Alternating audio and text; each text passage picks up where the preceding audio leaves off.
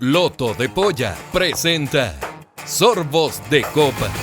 Las historias y anécdotas más fascinantes de los mundiales de fútbol en las voces de Rodrigo Vera e Ignacio Valenzuela. Un podcast de engancha.cl. Capítulo 1. El partido inaugural. Para nosotros siempre fue en invierno. La mayoría llegó en medio del frío y la lluvia. El vamos a los mundiales de fútbol es parte de un rito de nuestra cultura. Da lo mismo si estamos o no clasificados y menos si el partido promete poco. Es que en el duelo inaugural hay mucho más. Es la primera mirada. Ahí podemos olfatear lo que viene. No es lo mismo inaugurar una Copa del Mundo al son del Waka Waka con Shakira en Sudáfrica que ver la majestuosidad del San Siro y el morbo de ver caer en el primer partido al campeón del mundo. ¿Quién hace el primer gol? ¿Quién es el primer expulsado? ¿O simplemente sabemos si será la ola, las bubucelas o las caras pintadas las que marcarán el Mundial? Primero fueron fríos desfiles de delegaciones y partidos en simultáneo. Con el paso del tiempo, un gran show que se ve solo cada 4 años.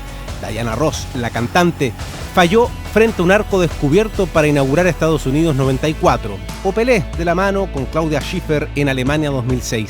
La olvidada inauguración de Corea y Japón en 2002. En la cancha, el privilegio o maldición del partido inaugural depende de la mirada. Era para el campeón del mundo vigente, hoy es para los anfitriones. Da lo mismo el ranking FIFA y la calidad de los rivales. Ese primer día nos enteramos bien de las nuevas camisetas, los saltos tecnológicos de la transmisión y cada nuevo capricho de la FIFA. En este episodio hacemos el barrido de las anécdotas e historias más increíbles en los duelos inaugurales de la Copa del Mundo. Somos Rodrigo Vera e Ignacio Valenzuela y esto es Sorbos de Copa. Y bien, vamos con los partidos que marcan el vamos en los mundiales, ese que nos obliga a comprometernos con el televisor durante prácticamente un mes, ese que nos entrega, como dice la introducción, lo novedoso. ¿Qué va a venir? ¿Qué vamos a ver? ¿Cómo lo vamos a ver? Y queremos empezar, Rodrigo, con el origen del origen, con el germen de todo, con el primero de todos los mundiales. Vamos con el jugado en 1930 y el primer partido que igual tiene una discusión respecto a si es el único o se jugó de manera paralela. Depende de donde uno vaya a buscar el dato. Se supone que se jugó de manera simultánea 2 partidos inaugurales. Ahora, la FIFA, el que vamos a contar, es el que propone como el primer partido de la historia de los mundiales y por ende como el primer gol. Que es un duelo jugado, como ya decíamos, en 1930. Yo creo que, Nacho, vale la pena contextualizar. La FIFA realiza un congreso el año 28, le pide a Uruguay que organice el Mundial. ¿Por qué Uruguay? Porque era campeón olímpico del 24 y 28. ¿Y cuál era la conexión en ese entonces de los campeones olímpicos con la FIFA, que era incipiente? Tenía que ver con que esos eran los únicos torneos, la Copa América y los Juegos Olímpicos, donde jugaban las naciones. Te agrego un datito más, que surgió alguna polémica y discusión, que en el escudo de la camiseta de Uruguay, en la de ahora, en la de siempre, en la de la adulta, figuraban 4 estrellas. Entonces, en rigor tenía 2 mundiales, el del 50 y el del 30, pero tiene tanto valor y tanta importancia que le suban esas 2 estrellitas de los Juegos Olímpicos del 24 y del 28, que se explica se fundamenta el valor, la importancia de esos 2 títulos para lo que vas a contar tú, que es la organización de un mundial. Que es el primero de los mundiales y el primer partido, que es Francia-México. No es que se me ocurra a mí, ya lo dije, es la FIFA la que lo propone de esta manera. Jugado un 13 de julio de 1930, Francia goleó 4-1 a México. Ellos estaban en el grupo A, que además componían Argentina y Chile, así que Chile era parte de esa cueca también. Eran solo 16 equipos y aquí vamos al dato que a mí me interesa del primero de los partidos, que a los 19 minutos ¿Estás seguro lo que hace, marcó Lucien Laurent, ¿ya? Y para la FIFA este es el primer gol en la historia de los mundiales. Durante ese mismo partido, Laurent terminó de arquero, porque se lesionó el arquero y no existían todavía los cambios, por lo tanto él se tuvo que poner al arco. Se jugó en el Domingo Lombardi de Pocitos. A ti te gusta Uruguay, ¿no? Sí, que veo que no hay nada. 6.000 espectadores. Creo que hay una lavandería ahora ahí. ¿Sí? Sí. Yo me parece que alguna vez vi imágenes, sí, pero hay una plaquita. Hay una placa recordatoria, exactamente. Una plaquita, digo, de recordatoria, no de la otra. Ese 13 de julio también se jugó Bélgica con Estados Unidos, pero bueno, yo insisto en el punto de la FIFA. ¿Qué es lo que pasa con Lucien Laurent? Que después pasó al olvido. Vinieron los mundiales de manera sucesiva y llegamos a este modelo que es el que nosotros conocemos hoy, con estas grandes inauguraciones, con el show, la pirotecnia y después el partido inaugural. Pero por aquel entonces era obviamente bastante más austero todo. Y este hombre fue quedando un poco en el olvido y lo rescata el fútbol mundial en los últimos años de su vida. Fíjate que no murió hace tanto tiempo, murió recién el 12 de abril del 2005, a los 97 años. Tuvo una larga vida el señor Laurent, que tenía un restaurante en una ciudad de Francia. Pero yo creo que lo más importante es lo que él contó cuando la FIFA le hizo una entrevista antes de morir y lo homenajeó y le dio todos los méritos como el primer goleador o el primer hombre en convertir un gol en la historia de los mundiales. Él era pequeñito, era volante, medía 1,62 m. Y recién en ese entonces en video contó cómo había sido el gol, del que no hay una imagen, un registro, que fue un gol de volea. Y que este pequeñito 1,62 m se demoró 15 días junto a su selección en viajar en barco para llegar a la inauguración. Estuvieron un mes y medio y después 15 días de vuelta. O sea, estuvo 2 meses fuera de la casa, ¿ya? El tema es que él trabajaba en la Peugeot, como muchos de los que convocaron a la selección. Mira. Y estas son las cosas que hacen cambiar la historia. Él le dice a su jefe, el jefe no les da permiso en la Peugeot para ir al Mundial. Y él decide dejar la pega y embarcarse y terminó siendo una leyenda. Él junto a otros 2 compañeros que decidieron sí o sí estar en la primera Copa del Mundo. Buena historia. Voy a avanzar en el tiempo. Después la historia cambia. El que estaba obligado a abrir los mundiales era el último campeón. Es una tradición que se mantiene hasta Japón y Corea 2002. En Alemania 2006 abre los fuegos Alemania con Costa Rica y después Sudáfrica, Brasil, los mismos rusos abren el mundial. Bueno, el 82 en Barcelona se produce un hecho que trasciende por 2 aspectos. Jugaba por el grupo 3, o grupo C, Argentina contra Bélgica. Es el primer partido en la historia de Diego Maradona en un mundial. Él no juega en Argentina 78, se sabe. Menotti lo lleva, lo convoca a ese partido que se disputa el 13 de junio de 1982. ¿Me voy por lo histórico o por lo futbolístico, Rodrigo? Por la historia. Por la historia. Esa fecha para Argentina, esa fecha es crucial en su historia. Se produce los últimos ataques, los últimos bombardeos ingleses en las Islas Falkland.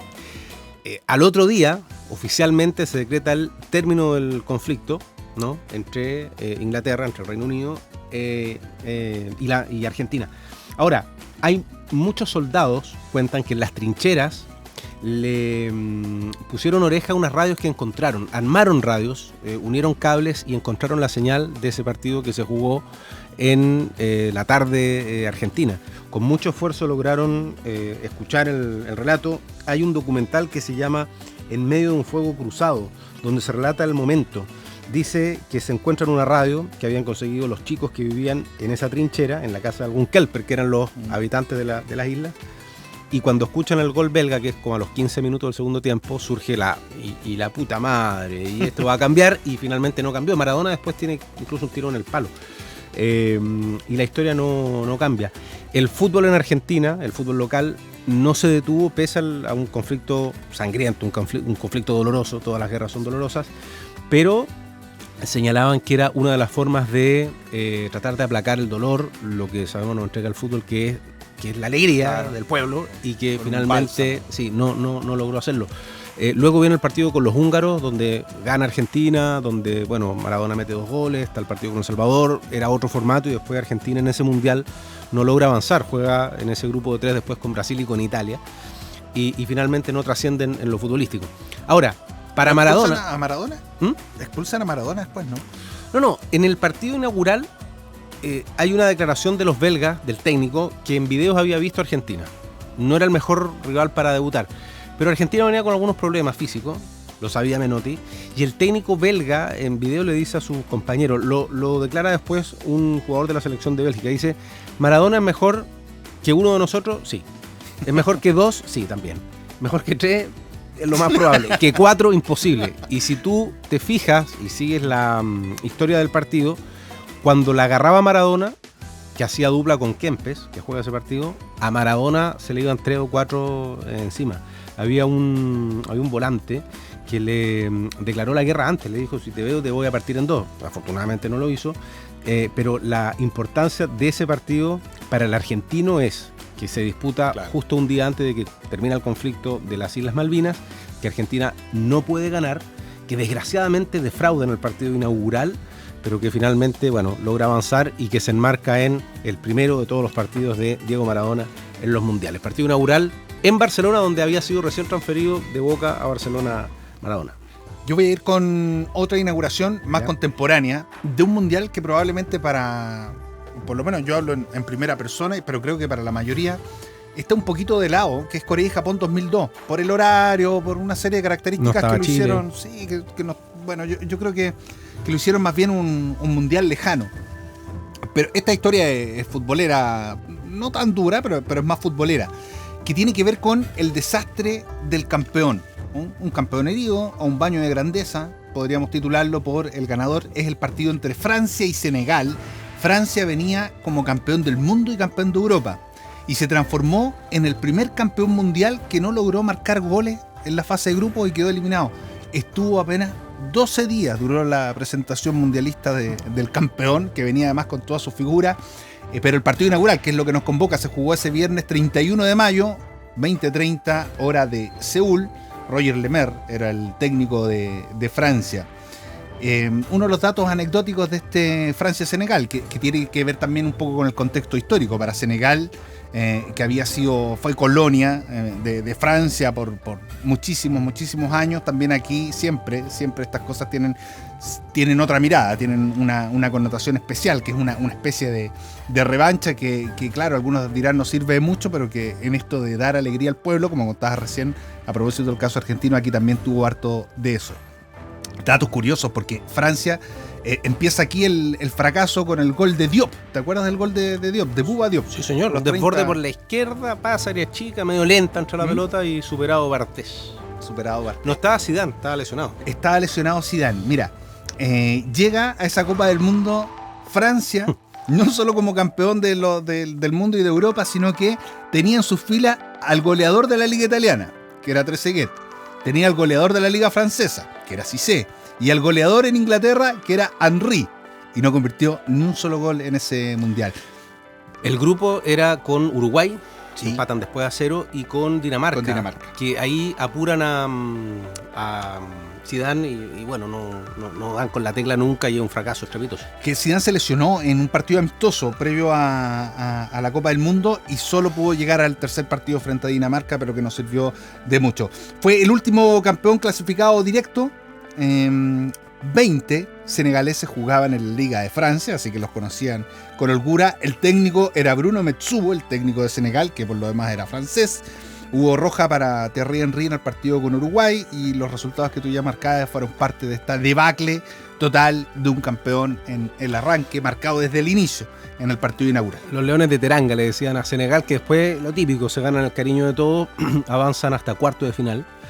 Un campañón, sí, de Senegal. Ahora, se da un hecho particular y lo ligo con el siguiente partido inaugural, con Camerún. Camerún es el primer país africano que llega a cuarto de final en un mundial. No tengo la certeza, pero se habla de que esta buena campaña de los cameruneses en Italia 90 permiten que la FIFA amplíe el cupo para africanos en el siguiente mundial, que era Estados Unidos 94. Bueno, ¿qué pasó?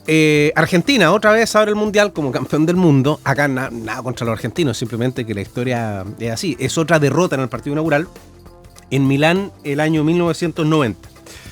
Argentina-Camerún. Argentina nunca en la historia de los mundiales había jugado contra un equipo africano. Se da un 8 de junio. Maradona venía de ganar el mundial, el 86. Se repetían los nombres. Estaba Bilardo, estaba Pumpío, en fin. Eran pocos jugadores nuevos de Argentina. Resalta, por ejemplo, Canilla. Canilla es uno de los nombres que tú encontrás nuevos. Y siempre se habla de que de pronto Bilardo no armó bien ese plantel. Da lo mismo, juega contra Camerún y hay una frase de un relator argentino, Julio Ricardo, que dice, comillas, esto es brutal, esto es la caza despiadada del hombre. Yo te soy honesto, Rodrigo, para este ejercicio, para este podcast, para Sorbos de Copa, me mamé el partido de Argentina con Camerún para contar las faltas. Llegué a Maradona y quizás ahí, bueno, hay interpretaciones, esta sí, esta no. Solo a Maradona eran 13. Cuando entra Canilla en el segundo tiempo, le dan las caricias desde el minuto 1. Es una cantidad de chuleta. Dice Maradona que hay una jugada que la pelota, el zapato del camerunés viene al ojo. Él se corre y le da en el hombro. Yo soy amigo de YouTube. Buscan el partido. La cantidad de patadas, de golpes que cortan los africanos, el juego argentino es impresionante. Estaba Menem en el palco. Igual aplaude a Argentina y sabemos cómo era Menem. Después hay una anécdota cuando es la final, están en la Casa Rosada, cuando está Goicoechea para el penal de Breme, dice, y tiraste a la derecha, Goiquito creo que le decía, o Bollito. Y bueno, se tiró, no la agarró. El tema es que en ese partido inaugural ocurre esta cantidad de patadas que, Frank, es un número muy, muy alto. O sea, es un juego brusco, un juego... Terminan con 2 expulsados los cameruneses. Recuerdo una jugada de Canilla, perfecto, que le pegan una, le pegan dos, le hasta pegan que lo tres, botan. Y el gol se produce por un salto... El salto zamorano era de Mundo Mágico al lado de Villic. Que mete el gol de cabezazo a Pumpido, que se la come y todo.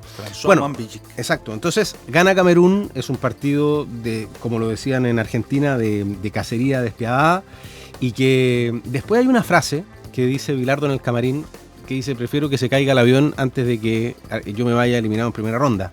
Le cobraron la palabra, porque es una frase obviamente grave. Después Argentina pasa con lo justo. En ese grupo estaba Rumania y los soviéticos, donde se lesiona a Pumpido y todo.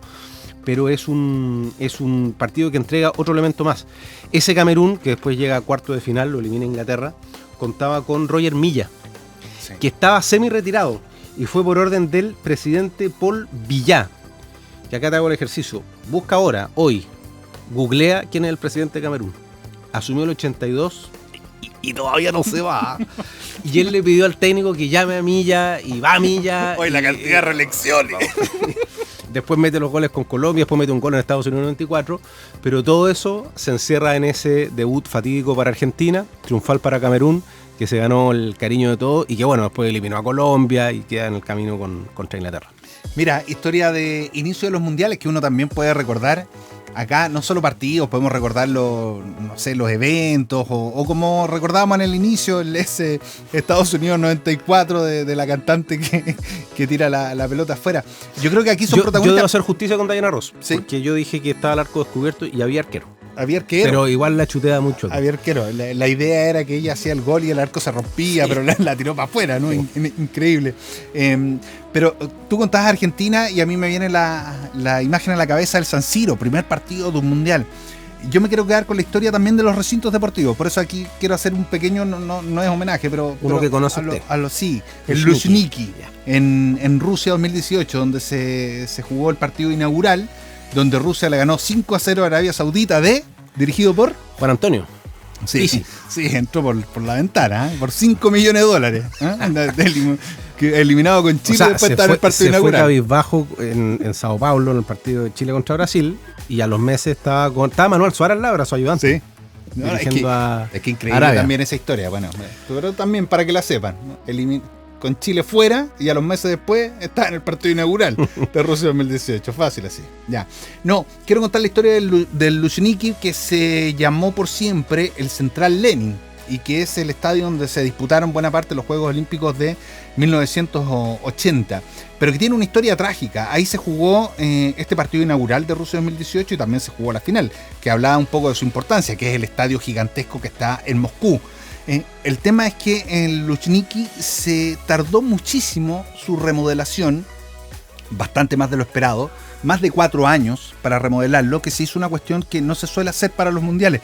Hoy día cada vez que se remodela un estadio para las Copas del Mundo, para estos eventos grandes, disminuyen en capacidad, que es lo que ocurrió con el Maracaná para el 2014. En este caso, creció de 71.000 a más de 80.000 espectadores, 81.000 espectadores en Luzhniki, pero que tiene una historia trágica, y los rusos pensaron en que para el Mundial de Rusia 2018 y su nueva estructura, su nueva cara, podía ser para algunos una especie de redención de su tragedia de 1982, donde una avalancha humana en un partido de la entonces UEFA dejó, según los datos en plena Guerra Fría, que son poco creíbles, 62 muertos.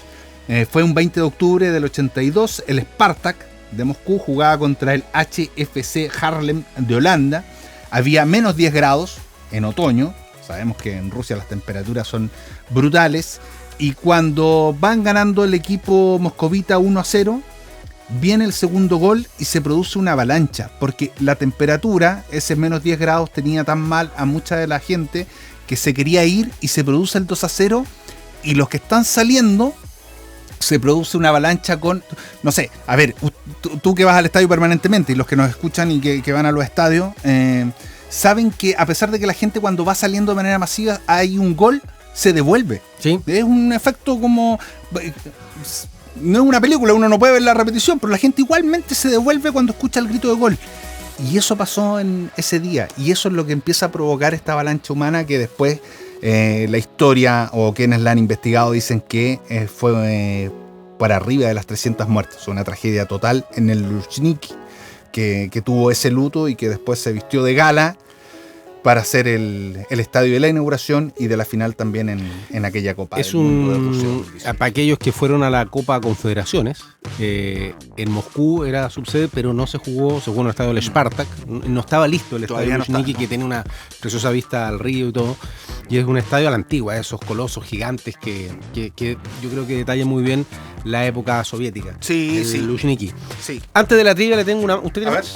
No, dale. Me voy a quedar con el 94, donde la buena de Dayana chutó el penal fuera y todo. Lo que pasa es que se produce un hecho que es relevante para los mundiales, para el anecdotario, y toca en cierto modo a Chile.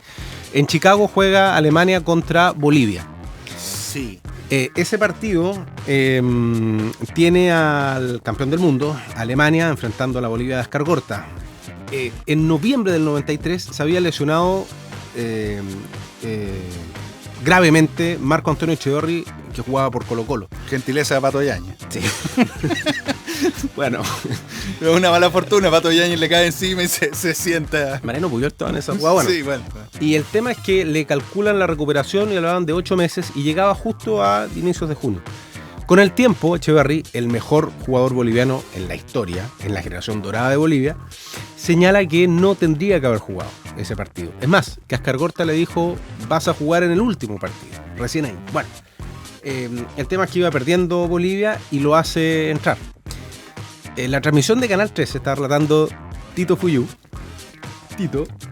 Y hay mucha... Se escuchaba a Julio Martínez que decía bravo, porque entraba Echeverri, que era... Ese mundial no va a Chile y era algo de Chile en esa Copa del Mundo. Y Tito dice suerte. Solo esa palabra. Él alcanza a tocar, hay una habilitación a Sánchez, pero pasa muy poco tiempo. No te puedo decir el tiempo exacto porque es parte de la trivia. Y después, en una jugada que la transmisión no toma, el árbitro, el mexicano Carter, lo echa. Le saca roja directa. Tiene un entrevero con Lothar Matthäus. Le dan 2 fechas, por lo tanto, si Bolivia no avanzaba, se perdía el Mundial. Y era la única vez que iba a ir al Mundial. Es un drama grande de Echeverri, donde después se va cabizbajo con la camiseta 10. Es el ídolo de ídolos del fútbol boliviano. Y en varias entrevistas señala que Ascargorta le dice algo así como lo comido y lo cantado no te lo quita nadie. Y nada, y juega ese Mundial. Pero es la triste historia del Diablo Echeverri, que duró ese tiempo exacto, que no te lo puedo decir porque será parte de la trivia, en una Copa del Mundo. Partido inaugural en Chicago y gana Alemania 1-0. Qué esquivo el mundial para algunos ultra crack. Ya, vamos con la trivia, voy a partir yo. Parte final de este podcast. Ya. A ti, porque además yo sé que yo ahora la canción que recuerdas de los... Me puse más magacinesco para esta trivia. ¿Ya? Ojo. Ya, yo, como hablamos tanto de partidos inaugurales, quiero ir a eventos de la inauguración. Ya. Entonces, yo sé que a ti ¿cuál es el mundial que más recuerdas con cariño y que te marcó? El 86, el 94 me marcó, Italia 90 igual, Francia. Italia 90, tiraste como 10 mundiales. Ya, dejémoslo en y Italia el de 90. Japón y Corea igual yo lo vi. Un estate italiano Ya. es la conocida canción de Italia 90. Sí. Fue cantada en la inauguración, obviamente. Es uno de los temas más recordados de todas las inauguraciones o que marcaron los mundiales. Recuerda el nombre al menos de uno de los integrantes del dueto. Era un dueto. Pero Menegú, si será, no sé, ¿quién será? Paloma Zambás, no, esa es española. Que uno recuerda la canción, pero no Pero, el integrante. ¿tiene alternativa? No. No, sin alternativa. ¿No? Ni un apellido, nada, ni un nombre de pila. Benny, ¿no? El de los chiquitos. No tan lejos. Ya, era Gina Nannini y Dorado Benato. Yo creo que Gianni. Gianni Yo Nannini, sí. Ese era el dueto. Ese era el dueto. No te imagines. Ya.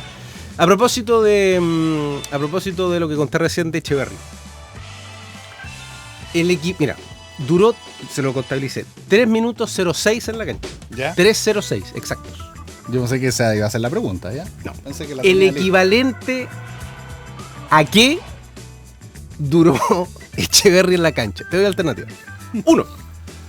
A lo que participaban los competidores de cuánto vale el show. Te estoy dando una pista. ¿Te acuerdas del jingle? Sí, pues no, pero es que en solo un minuto usted Ya, podrá o sea, ya no es. cantar, no es. Ya no, porque te di la cifra.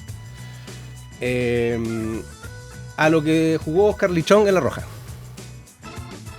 Puede ser. Se acerca. Al récord mundial de 1500 metros masculino. Que yo creo no tienes idea cuánto es. El récord de los 1500. No, la de Lichón. Alternativa. Espera, me queda una. O exactamente lo que duró una versión, no en vivo, sino una versión de una canción de los Ramblers. No toques esa canción. 3:06. Eso es lo que dura Echeverri en la cancha. ¿A qué se acerca? Yo digo que se acerca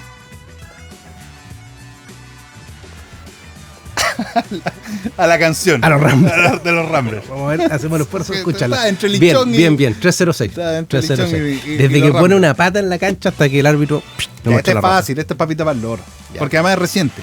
¿Cuál de estos artistas cantó en la apertura de Rusia 2018? A. The Kiss. Está trabajando B. yo, ¿ah? John Bon Jovi. O C. Robbie Williams. Robbie. Robbie Williams. Robbie Muy Williams. bien, Ya. está fácil. La última, y esta te va a gustar. A propósito de Camerún, que abrió el Mundial de Camerún. Italia 90. Comerán camarón en el camarín de Camerún. ¿Qué connotado periodista de Canal 13 se adjudicó esta frase en una nota? Comerán camarón en el camarín de Camerún. ¿Viste la memoria inmediata? Te tengo alternativa. A ver. No podemos imitar acá, No. Con respeto. con respeto. Pedrito Pablo. Pedro Natalio Pavlovich, que en Ya. paz descanse. Antonio Neme. O Andrés Sari, exalcalde de su Mira, comuna, de su recuerdo comuna. perfecto la frase, pero Termina la ¿quién? nota que dice, era media chistosa, dice, comerán camarón en el camarín de Camerún. No, era Sari. Es el alcalde. Exalcalde. Sí, señor, Ya. sí, señor. Ya, Muy bien. partidos inaugurales, aquí en Sorbos de Copa.